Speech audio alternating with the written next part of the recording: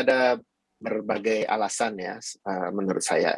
Yang pertama mungkin perubahan bisnis model dari broker asing tersebut, di mana dengan adanya kemajuan teknologi, mereka merasa tidak perlu memiliki kantor di setiap negara di ASEAN katakan, tapi cukup kumpul di Singapura atau di Hong Kong, sehingga cost of operation mereka bisa lebih murah.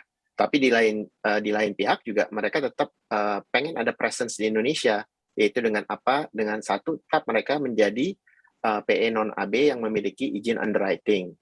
Dan yang kedua, mereka tetap masih memiliki presence dari research team mereka yang dikumpulkan mungkin di negara Singapura atau di Hong Kong tersebut. Jadi mereka tidak melupakan Indonesia sepenuhnya tentunya. Kemudian yang kedua juga kenyataannya dengan adanya teknologi baru, mereka lebih mudah untuk menghubungkan klien untuk melakukan transaksi di Indonesia dengan melakukan transaksi secara online, atau yang biasa kita sebutkan adalah transaksi direct dari investor tersebut langsung ke Bursa Efek Indonesia. Demikian. Apakah ini tidak akan mempengaruhi capital inflow yang akan masuk ke IHSG? Saya rasa tidak. Kalau kita lihat di tahun 2020 memang terjadi outflow yang besar dari Indonesia karena memang pada saat itu ada pandemi. Tapi di tahun 2021 ini kita sudah melihat inflow yang keluar tersebut, outflow yang sudah keluar tersebut malah menjadi inflow. Jadi saya rasa itu tidak mempengaruhi, itu lebih dipengaruhi oleh kondisi makro baik di dalam negeri maupun di luar negeri. Apakah ini ada kaitannya juga dengan bursa, maksud kami dari anggota-anggota bursa yang asing itu mereka tidak optimis lagi dengan keadaan market di Indonesia? Oh, saya rasa tidak ya, jauh ya. Kalau kita lihat dari top 10 broker di Indonesia, mereka tuh menguasai 50% dari market share.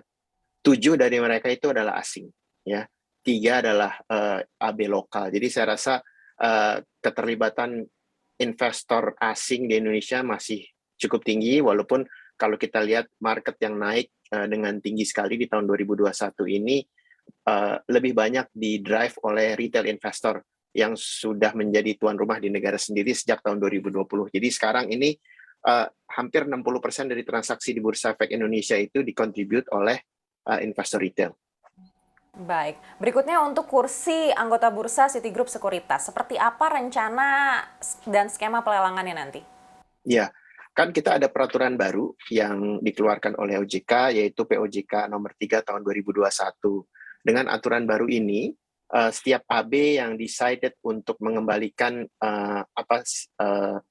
izin mereka ke bursa, itu diberikan waktu 36 bulan atau 3 tahun untuk bebas. Mereka bisa meminta bursa untuk melakukan pelelangan, mereka bisa meminta bursa untuk membeli kembali, atau mereka bisa melakukan penjualan langsung saham mereka tersebut. Jadi diberi waktu 36 bulan, 3 tahun.